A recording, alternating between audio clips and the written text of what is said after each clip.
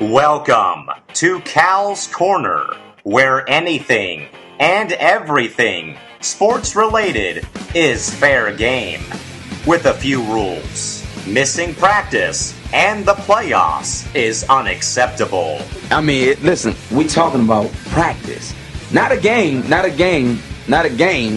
We talking about practice. Playoffs? Don't talk about playoffs. You kidding me?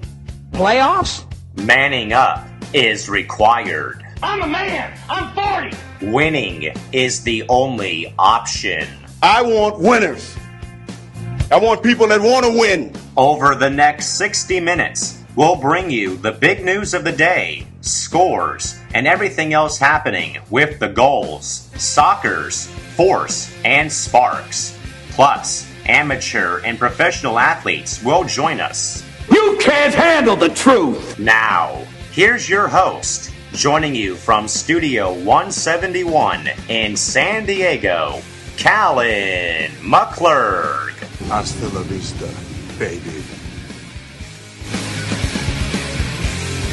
Hello, everybody, and welcome into another Friday edition of Cal's Corner, where we cover anything and everything sports-related and also cover the WSHL, the Major Arena Soccer League, the SoCal Collegiate Baseball League, and, of course, the WNBA. Hello again, everybody. Callan McClurg joining you folks here today from Studio 171 in San Diego. And, folks, 2 weeks in a row we get two pro athletes on the show, but, folks, this one is a bit closer to home today. We are privileged to be joined by a two-time CIF Division IV state champion, a three-time All-Pac-10 team selection choice, and across two sports, an 8-time CIF Player of the Year. And, folks, she was so good in basketball at La Jolla Country Day, they named her California's Miss Basketball in 2004. Also a Sixth Woman of the Year in the WNBA, and, of course, a 2011 WNBA champion. Folks, Candice Wiggins joins me here today on Cal's Corner. Candice, good morning. Thank you so much for joining us here this morning. And got to ask you, where is Candice San Diego joining us from today? I'm actually in LA right now. I am home. You know, LA is home now. Home of the Los Angeles Sparks. There you go. That's where I am. Perfect. And my family, my mom and dad were high school sweethearts in Pasadena. So LA, Pasadena, but right now technically I'm in Los Angeles. Just up the 5, so you're still close in my view. Yeah. Candice, before we get to all of our interview topics, and there's a lot to get to over the course of how long we're going to be here, but I do have to start, though, with what happened in June earlier this year again, and as you mentioned with your dad, Alan Sr., who played a major role with the 1984 Padres getting the team to the World Series. Of course, he was teammates with the late, great Tony Gwynn, and I'm sure that you were just as heartbroken when you heard the news about Tony Gwynn's passing as much as probably when you heard your dad's passing. How did you and the family react to hearing the news about Tony's passing, though, back on June 16th? I was way more sad about Big Tony than I was about my dad, because obviously I didn't understand what was going on with my dad. I was really young, you know. But with Big Tony, it's very heartbreaking. It's actually hard to talk about because without me getting very, very emotional. Because I just really valued my time with him. And we lived close to each other. Our families lived close to each other in Poway, in San Diego. So, we'd go there a lot, and we're very close. The Wiggins and Gwynn family are very, very close. So our prayers are just with them, and we're with them in spirit. And, it's just, but the greatest thing is just people understanding his legacy living on forever through his kids, through his wife, through their family, their entire family, his legacy will live on forever. He is Mr. San Diego, in my eyes, and it's just kind of bigger, even than the Wiggins family, but I know personally we're just very, very, affected by it, so. Yeah, the biggest thing with that is you just have to, time can only heal things, but there's so much that I, could talk about with that. Yeah, I know it's tough for anyone to talk about, the death of a close friend or above all someone that you grew up with, basically, with, how your dad and Tony were teammates on that magical team that got to the World Series in 1984. So with that, I know more than that, though, I would say, I know that, Big Tony was so much to my dad. He was so important to him as, there's a reason why my father knew that he was going to be dying, obviously, and decided, to, buy a property for his family next to the Gwynns, in the Simpletons. It was just a bond, it's like a soul bond, I guess, that they had, that I cherished, Yeah, absolutely. So again, it's tough to talk about it, but it kind of is what it is. So with that, Candice, if we go back to you, of course, with you growing up in Baltimore, actually, people may not know that you actually were born in Baltimore, then came to San Diego with your dad. I don't think I grew up. I think I was just born, and I looked like a little baby. I don't really remember. Yeah, born in Baltimore, born in Baltimore by way of San Diego. So as we go to you now, we'll go to your high school career. So you attend La Jolla Country Day, and you're a standout athlete. You led her all 4 years playing both volleyball and basketball, plus you're named the CIF Division IV Player of the Year for basketball. What did it mean for you to be able to play, but also be successful in two sports, where nowadays most kids are only playing one sport year-round now, where in your case you played two in your high school career? What did that mean to you to be both successful in both high school and in sports too, when you were playing two sports at the same time? Well, first of all, that's a really great question. And, I don't get to talk about this a lot, so I'm very glad that you asked that. But, the volleyball was such a huge part of my life that people don't really understand this. So I would say I started playing, varsity volleyball. I was, starting, as a freshman. And I played in middle school, too, but everything was just very generic. I went to public school in middle school, and then I transferred to a private school. So, but I, been the same, just playing in the school. And then it wasn't until I got approached in 10th grade at La Jolla Country Day by a club, the elite club program in San Diego called Sun West, and it was an 18 and under team. And mind you, I'm 14 years old. The 18 and under, the number one team, the head coach, kind of approached me and said, hey, you want to try this club? You're really good. It was at my high school game. He's like, oh, you want to just play club? I'm like, no way. I'd already written it off. Can't do it. I'm eyes on the prize. Basketball, my mom was very, very, very much, very disciplined in that regard of just having very, very focused on basketball. And I just dedicated, I was on two teams at this point, maybe the three different teams that I was playing on all at the same time. So I was just doing a lot, but I really wanted to play volleyball, but I didn't think I could do it. So then my friend, she was a high schooler too, and she was trying to recruit me on the team too. She brought me to San Diego State. I went that year. This was 2000, I believe it was 2001, because it was at San Diego State at Cox Arena. Long Beach State was playing Stanford in the finals in volleyball, and they gave me tickets, and I got to go and sit and watch that game. And that experience, it was something that no one can ever understand, because I felt like I was there alone, because I knew that nobody had any idea what I was or would understand why I would love it. But it was that moment, watching that, that's when I really, really was in my heart, I got to go to Stanford, and I got to play on this volleyball team. I don't know how I'm going to do it, but I want to do it so bad, because Agata Namani was playing, and Logan Tom was everything, and oh my gosh, and they had a setter, Robin. She was this black chick, and she was just so righteous, and I just was fell in love with the Stanford volleyball team, and ended up winning the championship. And I just, from that moment, I was like, okay, I want to play. His name was Ojan Barambegi. And I said, Ojan, okay, I want to play volleyball. But I want to be good. You gotta make me good, I want to be really good. And he just kind of explained how he didn't really understand the whole basketball world.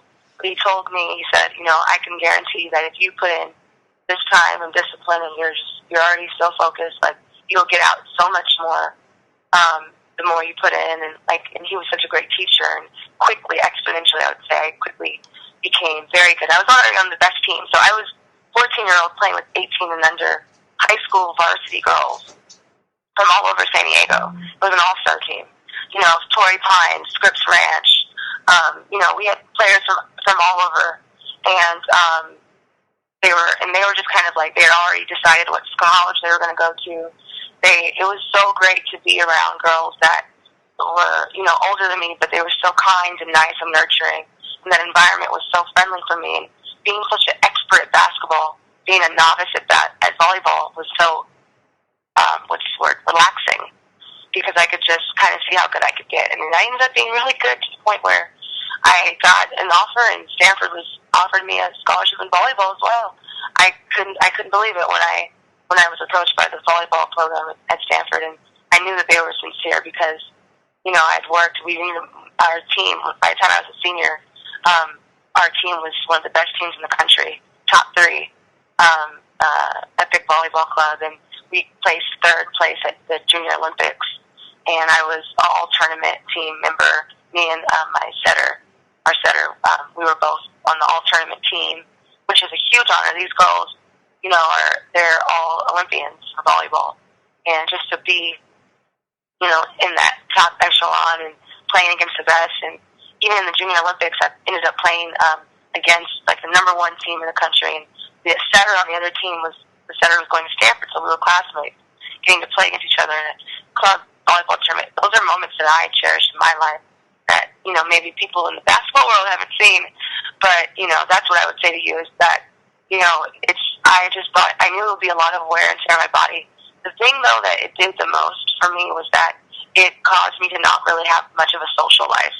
So that meant that most of my days in the school at Logan Shea would spent inside classrooms or libraries, studying like I really was. And I loved it, too. I loved going to computer lab.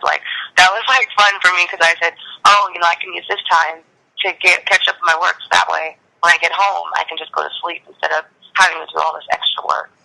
That makes 2 of us. My mentality. I think anyone can do it. It's just sacrifice. Yeah, that makes 2 of us in a big way. Again, folks, joined here by San Diego native and also LA Sparks guard Candice Wiggins here on Cal's Corner this morning. Now, Candice, as we go from high school now, okay, you've got 8 colleges that you had on your list of where you wanted to go, which included Stanford, Duke, UCLA, SC, Arizona, Tennessee, who I happen to have one of your teammates from Tennessee on the show last week, UConn and Texas for your list of colleges. So I got to ask, what made you choose Stanford over the other 7 schools that were on your list? Let me tell you, it was actually a pretty hard choice because with college choices, it's you really, for me, I just took this process and I just totally did it, I think, differently than anybody did it. But with Stanford, I would say, out of all those colleges that you listed, Stanford was the premium, and it stood out far and above the rest because out of all those schools you listed, Stanford was the only institution that I had to apply and get accepted first before I could decide to go there. All the other schools had accepted me before I even applied.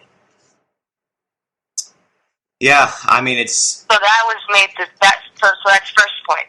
So I knew that I had to get accepted to Stanford first. So my whole, thing was really just okay, how can I get accepted? So there's a process, an application process. So during that process, looking at the other schools was important too, because I had to think, what if you don't get accepted, right? So you have to choose another one. So for me then, it kind of a lot of it weighed heavy on the school, it being a good school, but also basketball, and volleyball too, weighed a decision on it. So I was just going to factor in everything. I would say my top 3 finished final choices came down to Duke and UCLA. And I just I knew that going to the school and being on the campus and being in the environment, no matter what I read about, to read a media guide, you can research schools, but until you're on campus and you're there, and you can breathe the air that's there, you can feel the climate, you can interact with the people, you can shake hands and, high five, whatever. Until you're there, that's when you know, where you belong. And for me, obviously I got accepted to Stanford, and that was wonderful. But then going to Duke, going to UCLA, and then going to Stanford last, I knew I belonged there. It just felt like that. So, I love and value these schools, and I almost became fans of every single institution because I researched each one so extensively. And my favorite player was Elena Beard at that time. I was obsessed with Elena Beard. So I just loved Duke, and I really wanted to go to Duke just to meet Elena.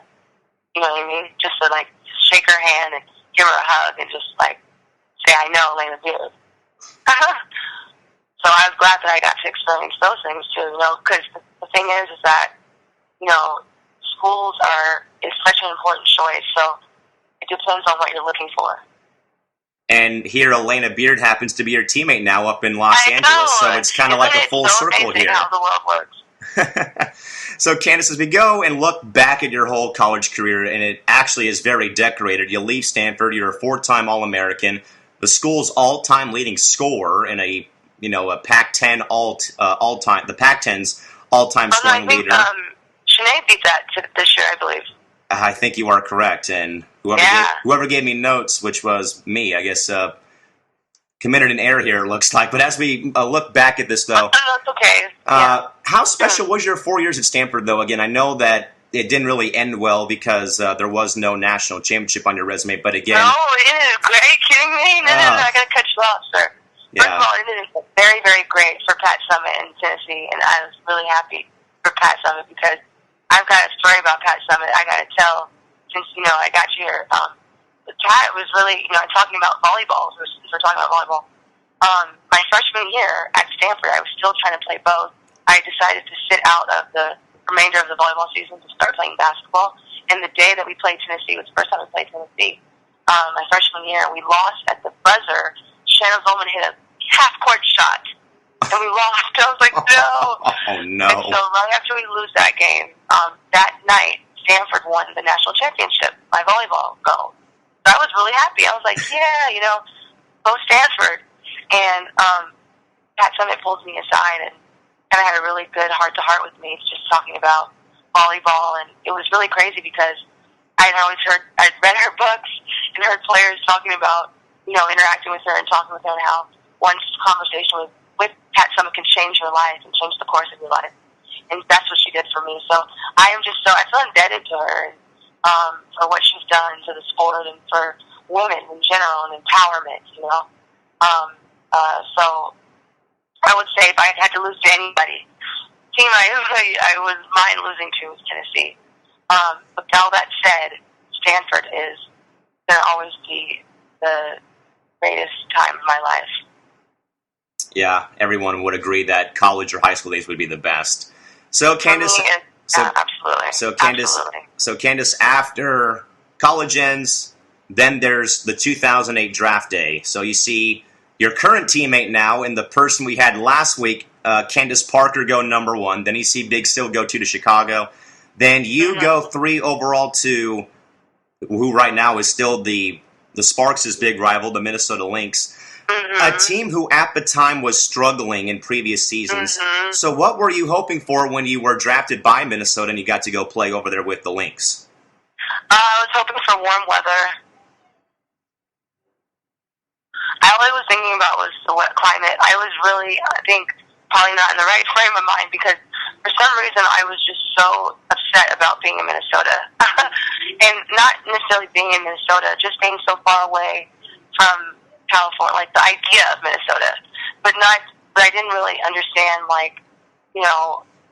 it's for me, if I have to go back to that moment, when I got drafted to Minnesota, the day after the draft in Tampa, so we play in the national championship game, right? So we play Tennessee, draft happens like you said, and then the day of the draft, Nikki Anasicki, who I just played against the day before, and I get flown, it was fun, it was like, okay, sisterhood of the traveling fan. And so then we were going from Tampa to Minnesota, and when we get there, it's snowing. Oh no. And so I was like I am very spoiled, California, in terms of, that was one of the biggest draws. Like, I didn't want to leave the state of California. Even with my decision to go to colleges, I really didn't want to leave California, So for me, it was like not only leaving California, but just having that be the first kind of like, it was just like, oh, okay, this is just different. It's going to be a different time in your life. It's going to be different weather. So for me, just that transition actually was probably the longest and the toughest. And I think with that came the basketball kind of things with that too, the transitioning and different. The WNBA is a totally different world. It's like once you're drafted, there's like it's another you. Different cities, you're all over the place. But it's the same game, basketball. I think it's tough for anyone whenever they have to move out of their home city or home state. That whenever you go far from home, it's always tough. So, right, Candice, you make once you're going far from home, and then you're like, okay, perform, go. Yeah, I think as he's so young, that's why these rookies. It's like I really, really, really commend the rookies. They're tough girls out there.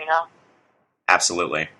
So, Candice, you make your rookie debut, which happened to be on my birthday, May 18th of 2008, against the Eastern Conference powerhouse of the time, the Detroit Shock. Yeah. Do you remember what your final line of the game was? I think I had 15 points. Okay, you got one part of it. I think I did, but I think I had like assists. I think I was point guard at that time.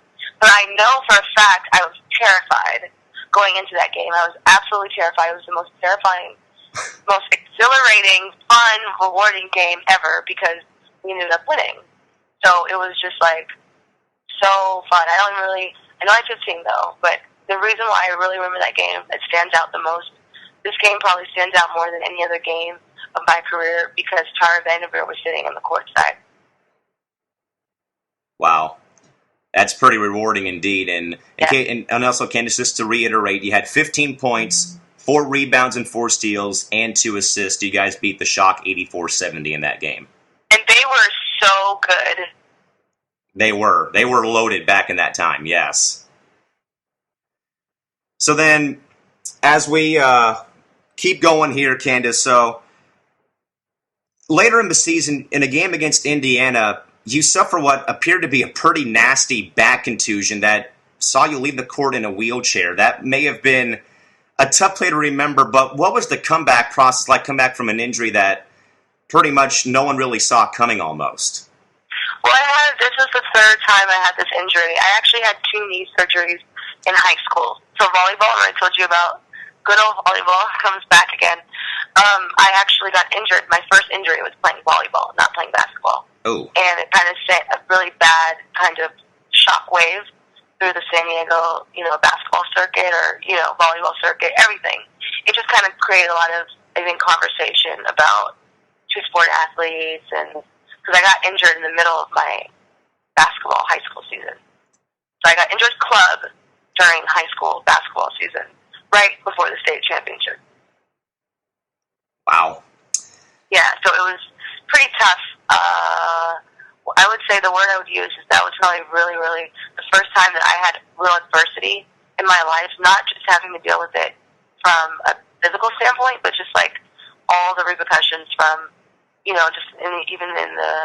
between my, club volleyball world and the high school basketball world, But yet, after the injury, Candice, you come back and you're named the WNBA 6th Woman of the Year award recipient that season. Was that a point in time where you sort of knew what your role was going to be for your entire career, basically, is going to be that spark plug off the bench, basically? Well, no. I went into my rookie season wanting to be.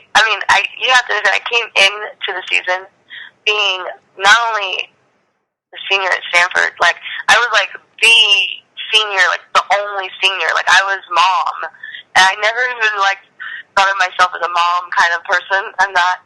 But even at my Stanford team, I was like the leader. Like I knew what I was doing. I loved that. I relished that. I loved having the responsibility, like having everything on my shoulders.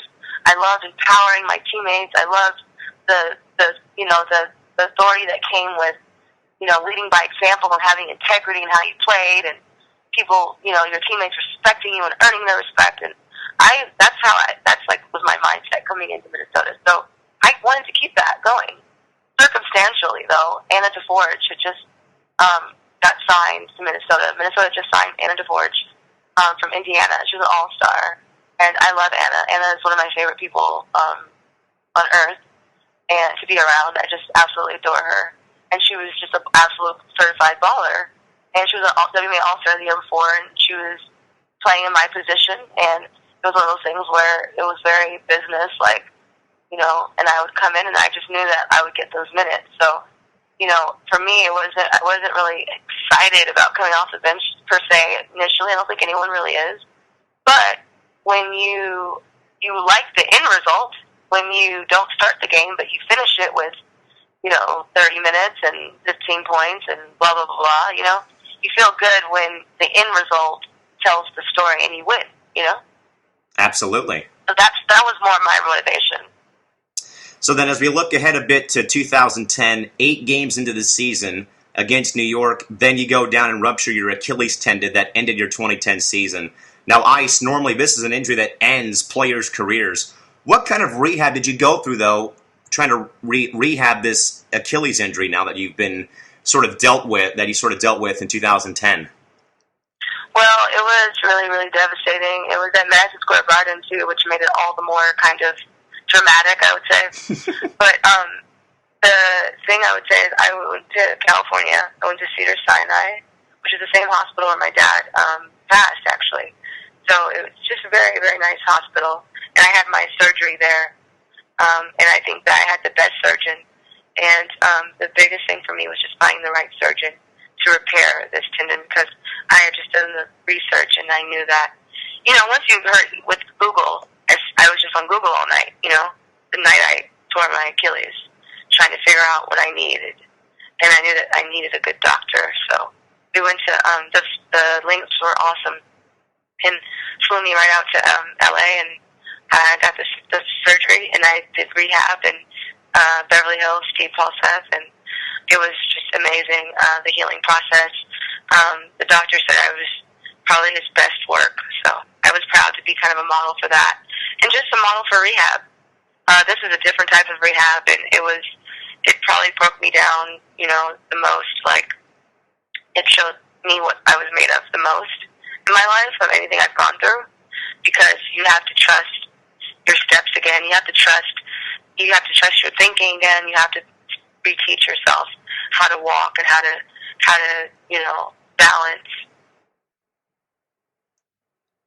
Yeah, it's a really tough injury for anyone to come back from, even whether it's, you know, pro athletes or not. I mean, any sort of injury like that is pretty tough. Yeah, I remember one thing. I remember the night I injured myself, I called my mom and I was just had like a meltdown. I just told her, like, you know, I felt like I lost all my power, you know, and she was just like, snapped me out of it immediately. She was like, nope. She was like, no, you have it. You're gonna be fine. And so as soon as she said that, I was like, okay, yeah, you're right, I'll be fine.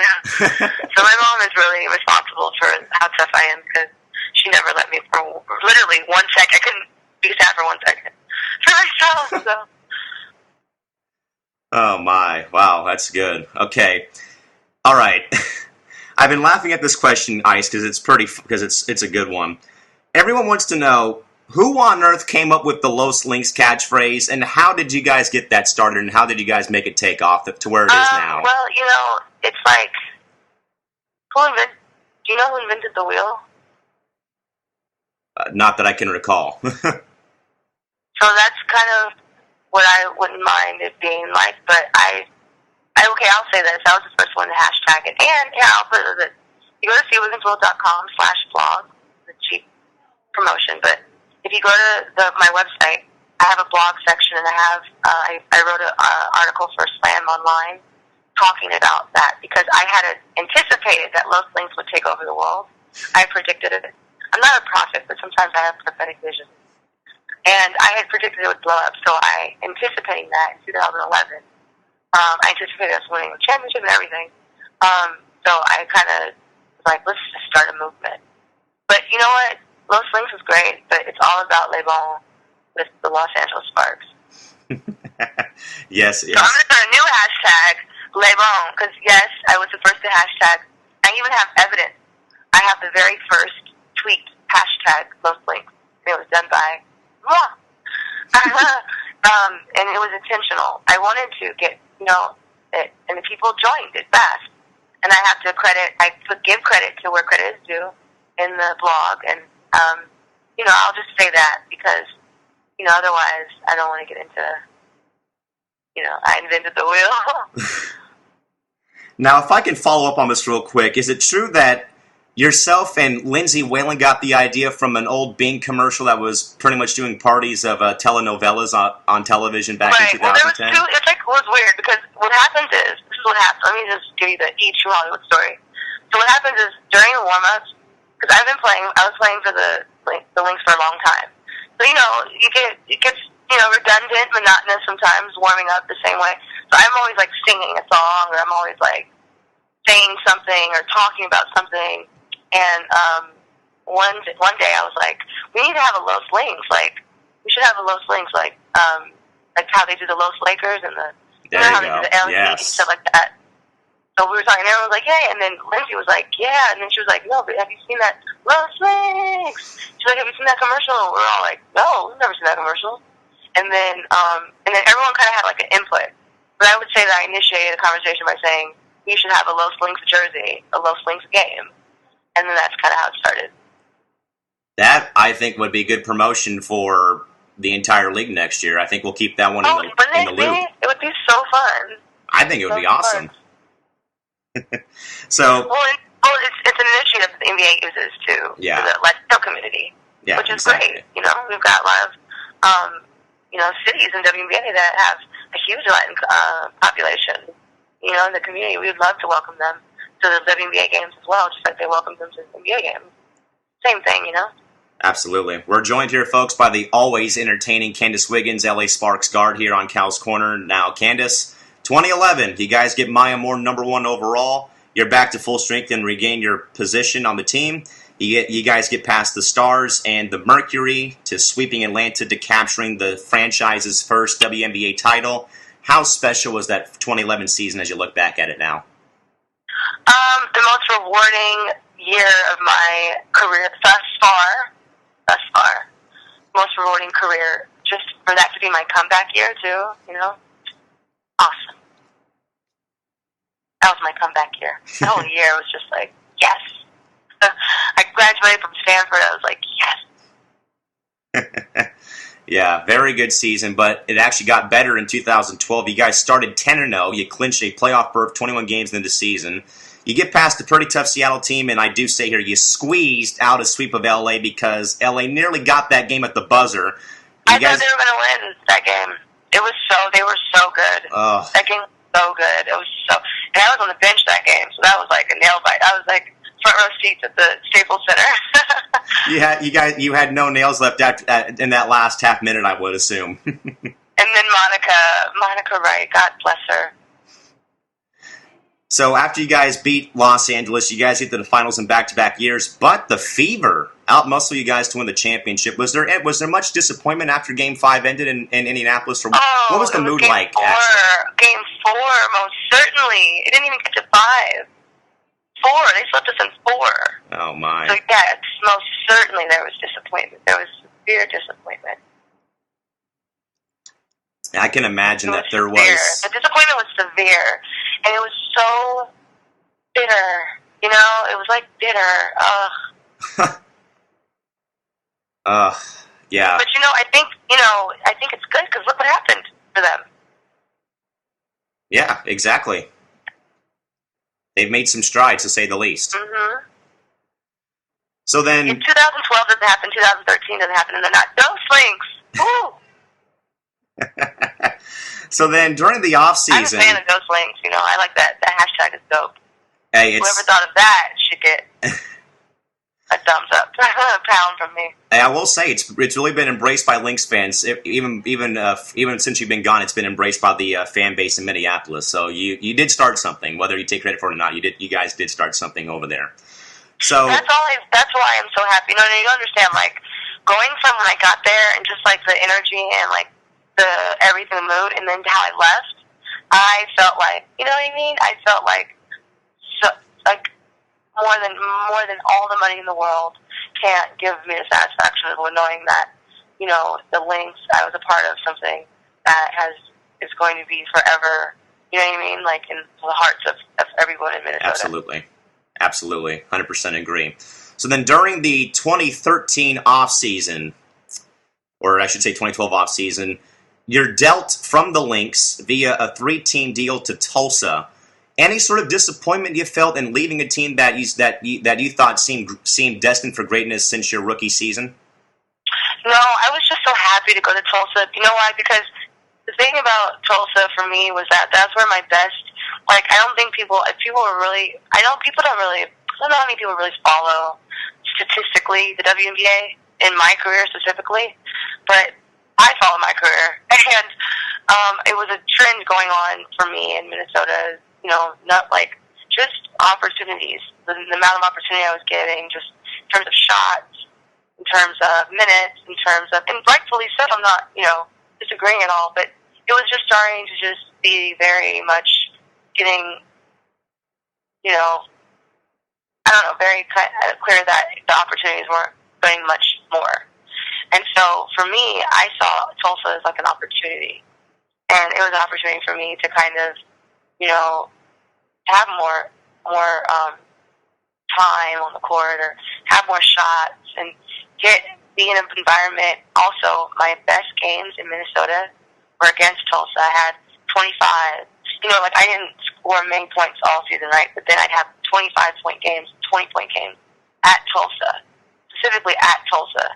I was so good at Tulsa, I could score a lot. So I was like, when I was so excited to be there because I knew that I would have nothing else. I would have success and opportunity. So whenever I was just looking for success and opportunity individually, you know, and also as a team. But you know, you have to kind of figure out the right balance. And obviously, you know, and I was really happy with that decision because for me, I also wanted to seek leadership. I was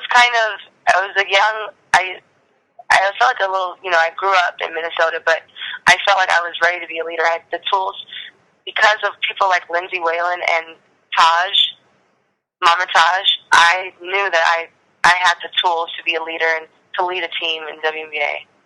You know what I'm saying? And so that's kind of what I was seeking too. And I knew that, you know, I just never was going to have a leadership role. So leadership is something that I seek. So that's, I think, really what it comes down to with going to Tulsa, you know, why I was excited about it. Was it a learning experience for you to go from, at the time, the best team of the WNBA to a team that had been the worst team in the league for those first few years in Tulsa? It was a learning experience in a lot of ways, but it was also really, really, really exciting for me. I know that sounds really odd, but the girls on the Tulsa Shock, like, that locker room was just so amazing. In 2013, I blogged about that too. Like, I just can't stop blogging about these things. But I blogged about, with ESPNW, I blogged the Shock team. And I said, I call it Shock Girls Just Want to Have Fun. Because it was just so fun. You know, I can't even tell you, and I can't explain why it was so fun. Just the people, you know, the players, but also the energy, the climate, and what was going on. Skylar played a huge part of that. She was just so fun to me. She's like, I just loved being around her, and that was really fun too. So there was just all these elements that made it really unique. That'll be an experience, you know, that I'll never, you know, forget. But obviously, each team, every year, the WNBA is such a different environment. Like, every year, the team is different. Like, no team is ever going to be the same. So there's going to be, you know, changes made. And so, you know, it might be a different combination. Who knows what happens next year, you know? It's just going to go by contracts. Now, Candice, sometime during the season, speaking of changes, you did change your jersey number from your number 11 to a number that I know is really close to you and you cherish it, the number 2, which of course is the same number your dad wore when he played professional baseball. So people wanted me to ask you, was that a way for you to keep your dad close to you? And also, how do you try to keep your dad's memory close to you when you are on the floor during games? Well, first of all, yes, it's absolutely a tribute to him. I've always kind of been told I should be number 2, but never quite felt worthy of his number. Felt like I should establish my own identity first. I was number 11 at 6th grade, 11 years old. So when I was 11, I became number 11. ironically enough, number 11 at the Sparks at the time, because the Sparks, when I was 10, the Sparks was the first season. Penny. So now Penny Toller was a player. She was number 11 on the Sparks, and so it was kind of crazy how that's all happened. It all happened around the same time. But I became number 11, and then so I always kind of knew I don't know. 2 was always a number that I always was seeking to be like. But I just always felt like when you're a child, you have to understand when you're a child and you know that your father. Like I knew that my father was great because everyone would tell me how great he was. I knew he was great. I'm like, whatever he was great at basketball. He's a lot of these other things too. He's got a lot of problems, a lot of issues. The one thing that nobody ever denied to me ever was how great of a player he was and how hard of a worker he was and how talented he was and how incredible he was.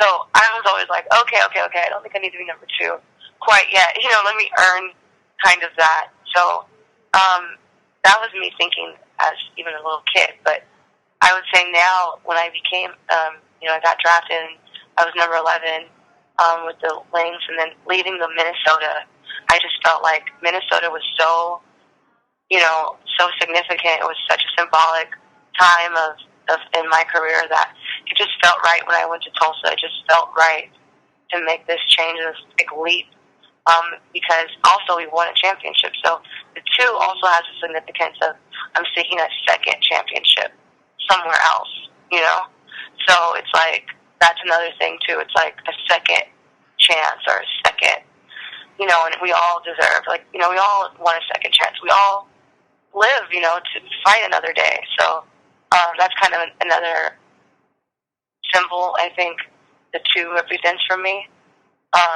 But definitely it's my dad. And then the next one when I win, it's for him. I would say for me on the court I don't think about him. I didn't know my father at all. I don't have any memories of him personally. So I just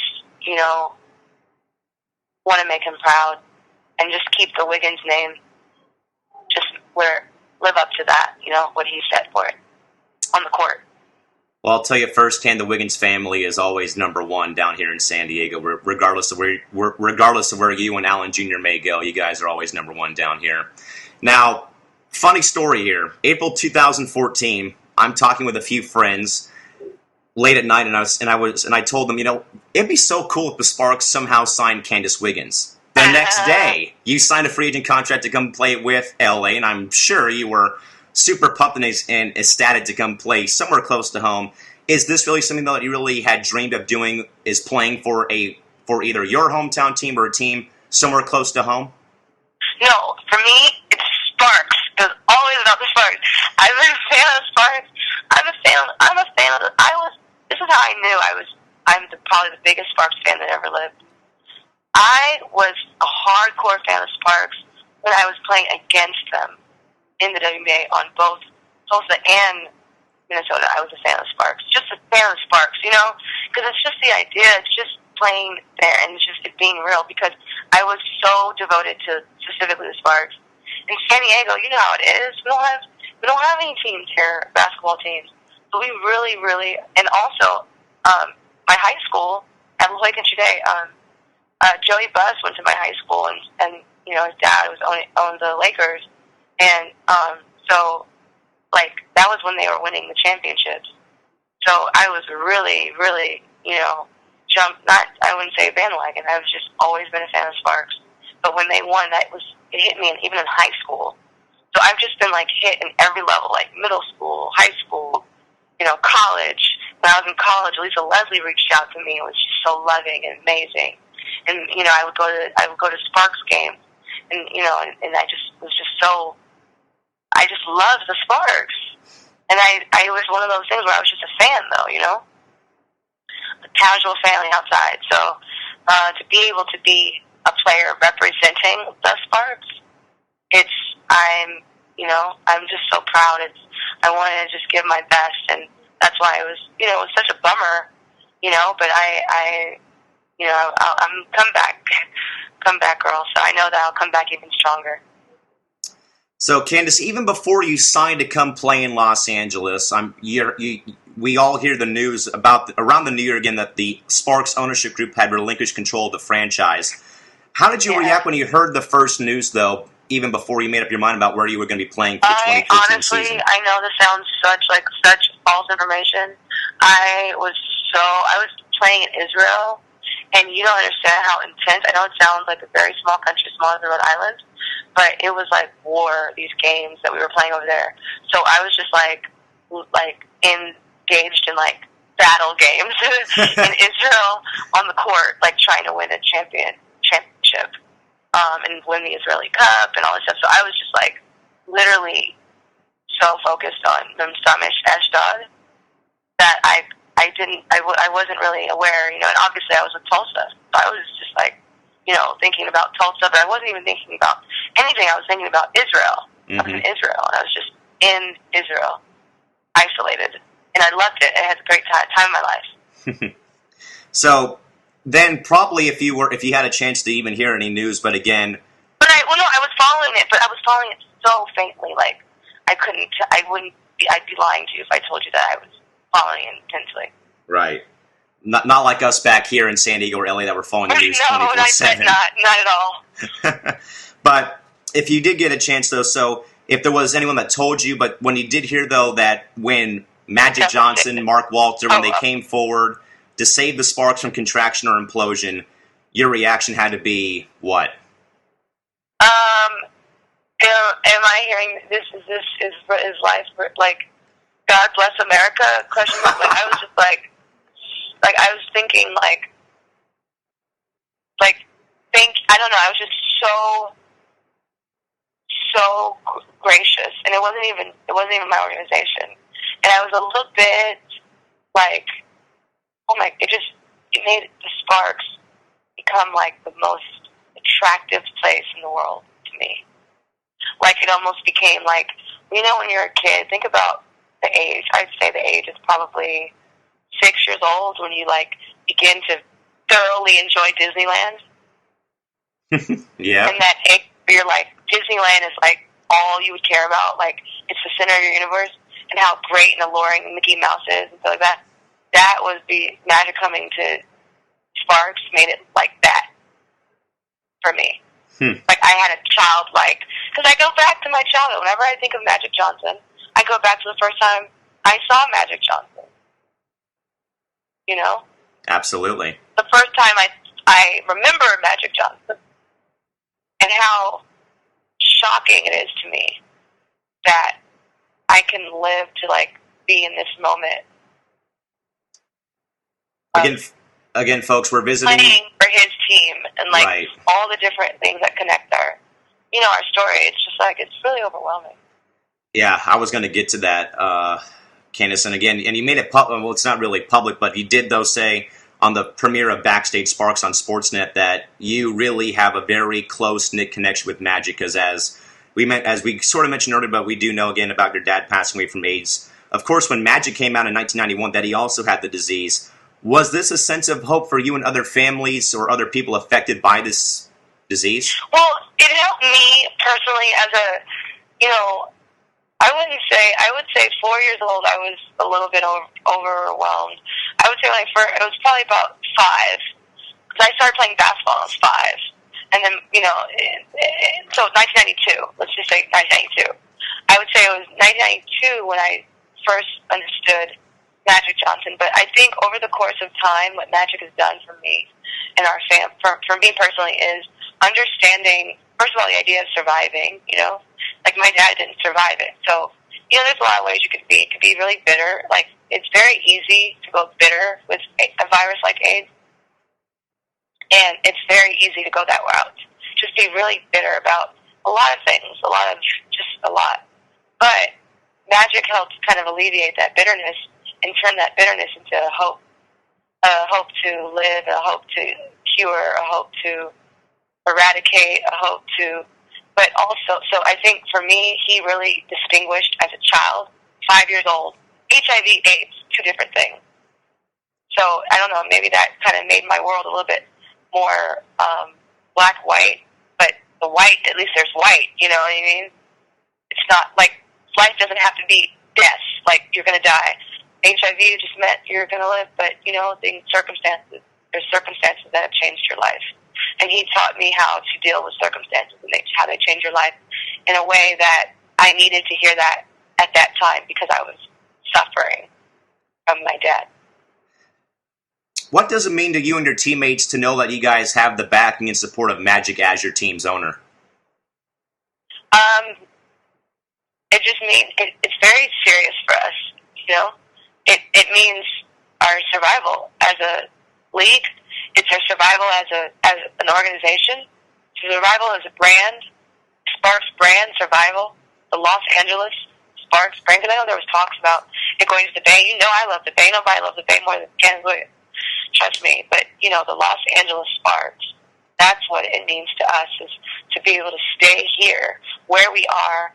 And it means that, we have that support. We have that security that we need so desperately. This league needs that, and we love it. And it just gives us where you can go, you can go somewhere, I can go somewhere in Los Angeles, anywhere, and anywhere in the country, anywhere in the world. I can go to Israel, anywhere in the world, and say, Magic Johnson is, he supports us.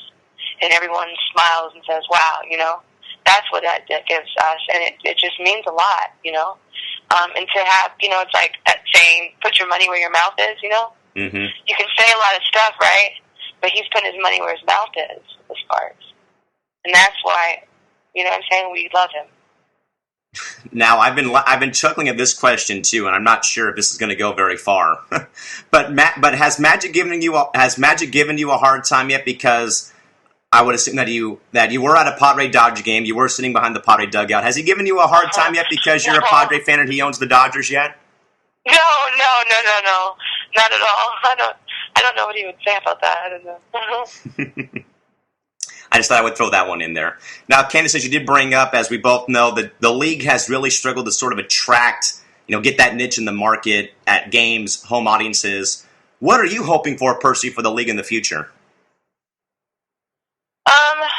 I'm hoping to see what I saw when I was 10. Magic. I saw a universe of WNBA universe. I saw what I had dreamed. You know what I mean? Absolutely. I saw it already. We already saw it. Didn't you see it? Did you see it? Yes, I did see it. Do you remember the WNBA? In the initial, I'm talking about 1997 WNBA. I was more so 01, 02. It was on Lifetime. I remember watching WNBA games on Lifetime. I watch on Lifetime now. The only thing I'm watching on Lifetime now is Project Runway. I think I remember those days. I love it. Trust me, it was my favorite show. But of course. I'm saying, get the WNBA back on Lifetime. I don't know, Callan. Unfortunately, I'm so sad because I can only hope for the dream. We already dreamed it. We saw it. It already happened. It's not like there is a formula for success. It's not the same, though. So obviously there's circumstances that are changing, and you can't really understand it. Right. I personally, as a fan, I was like, an OG fan. Candice Parker is right there with me. You interviewed her last week. That's my homegirl and partner in crime, because she was there with me in Orlando in 2000 at the Miracle game. We were 13 under. We were in the Raptors. It was sold out. Was it Orlando Magic play? It was Orlando Miracle. At the old TD Waterhouse Center. Yes. You can believe this. It was Mama Taj's rookie season in the WNBA. That's how long ago it was. Oh, my. But it was, and it was, we watched that game, and it was packed. It was sold out. It was like an NBA game. There was screaming girls everywhere. It was so fun. It was social. It was who's who. It was just a way to just go and just dream about being one of those girls one day. You know what I mean? The old TD Waterhouse Center. Yes. So that's what I'm sorry, but I have to just be honest and say that's what I would hope to see in the future. I hope to see that, what I experienced. And I just don't see it, and it's just it's like not fair because to me, it's such a bigger story it's telling that I just wish that there was more thought about the young girl it impacts. Right. You know? Of course. Absolutely. So, Candice, as we get ready to... Think about this. Think about this first. Just let me say one thing. Go for it. Think about this. Think about the girls, all those girls that were in that arena, right? So we're all in this arena. We're 13 or whatever ages we are. There's a lot of young girls. And we all want to play in WNBA now. But even if we don't make it to the WNBA, because only a couple of us, it might have been me and Candice, the only ones in the whole arena that played in WNBA.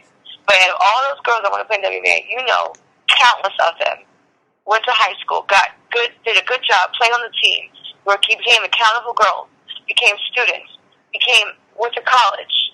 You know what I'm saying? Had great careers in college, and then went on to be successful women in life because of attending one basketball game and it setting the course of their life. That's what I'm saying. That's all. Okay, I'm stepping off the soap dish now. The soapbox. No. Whatever you got to say, get it off your chest. We completely appreciate it, of course. Again, folks, I just want to kind of explain it from my perspective. Right. Absolutely. Being now in the WNBA. Right. Again, folks, we're joined here by the always entertaining Candice Wiggins from the LA Sparks here on Cal's Corner. Now, Candice, as we get ready to move towards the last part of the conversation here, after your playing days are done and over with, what do you see yourself doing in the future? I see myself doing a lot of things. I have always seen myself as doing a lot of things. I was multitasking even as a 10-year-old when I would go and shoot baskets outside and then hurry inside and play with Barbie dolls, until I went to sleep. So I just love doing everything. I really am like, go outside, shoot hoops, dressing with dolls. Like, that is my life. So and reading a book. You know what I mean? Reading a book, a good book.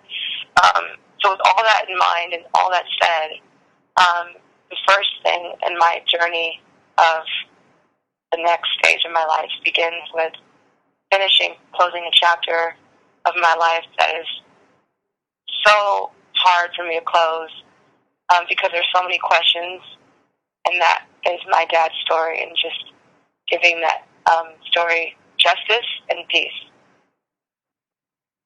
So telling a story. It's perfect. Candice, real quick as well. Now that you're back playing in Los Angeles, you're just up I-5, about 111 miles from San Diego. Is it fulfilling for you to have family, friends, or casual fans from San Diego, like myself, that attend your home games? No, it's so. First of all, you were just so awesome. I have to just say this. You were just like, I didn't know anyone who ride or die for San Diego, with the exception of Jared Dudley. And you and Jared Dudley are like my favorite. We were like, we need to start like a whole a San Diego crew. Because it's just awesome getting that support. And, we got to start a movement. We got to get the Clippers back, man. Yes. We got to do something to get them back down here. I know. I don't know. We're going to have to figure it out. We're going to figure it out, though. Yeah, we'll figure it out sometime soon. Now, Candice, we're going to go to a few off the court things real quick here. I got to ask a few favorites, and then a little San Diego edition of this or that, and then we'll close it out for you. All right, let everyone know, what is your go-to favorite pregame meal? I would say, because I live across the street from Cheesecake Factory, so miso salmon with rice and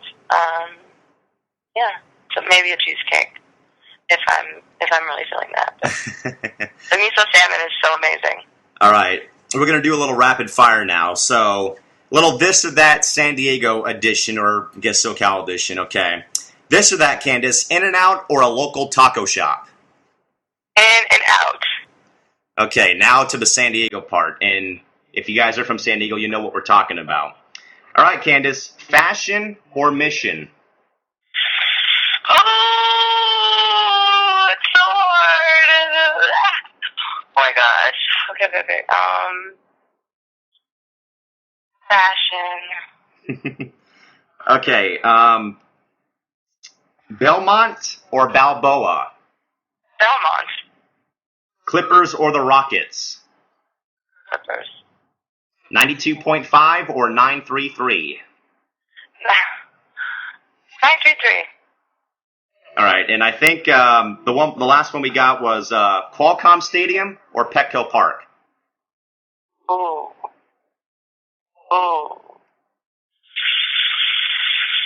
Can I say Jack Murphy Stadium? You can call it whatever you want. My mom and dad still call it whatever they want to call it. But I would say after that Seahawks game, Qualcomm. Chargers. Oh man, that was my first Chargers game at Qualcomm ever, and I am the biggest Chargers fan. I am such a hardcore Chargers fan. I do not even understand. The energy was so amazing, so I have to say Qualcomm just because of that. Of course, and did you real quick? I will ask this too. Did you happen to see any Padre games at Qualcomm before they made the move to Petco, or did you not get a chance to? No. Yeah, nope. Unfortunately. Yeah, too many memories at Qualcomm that. But you know what I think? I wish the Padres would. I don't know. What do you think about them going back to the Padre colors in the 80s?